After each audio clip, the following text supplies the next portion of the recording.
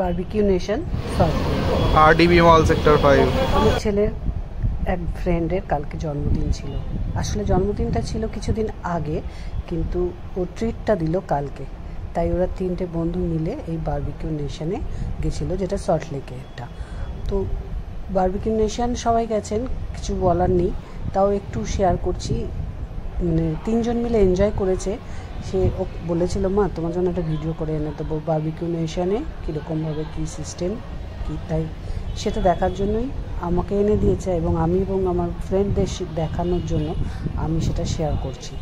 Barbecue নেশনটা কাল ফাঁকাই ছিল মোটামুটি, যেহেতু বৃষ্টি বাদলের দিন ছিল।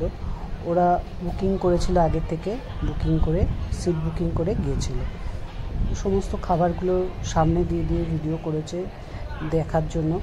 দেখুন, দেখলে যদি ভালো লাগে একটা লাইক দেবেন, একটা শেয়ার কমেন্ট যদি ভালো লাগে। ভালো লাগবে কি না জানি না, কেননা আমি খুব বেশি পুরনো লোক নই ইউটিউবে। আমি নতুন ইউটিউবার, একটু শখে ইউটিউব করতে শুরু করেছি।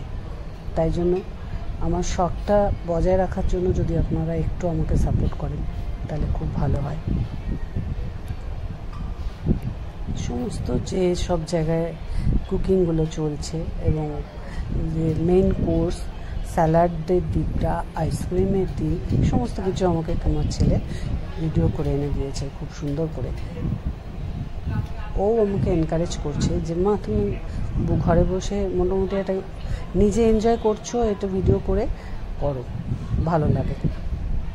ঘরে বসে এদিক ওদিক না করে এইগুলো করো, খুব ভালো, মন ভালো থাকবে।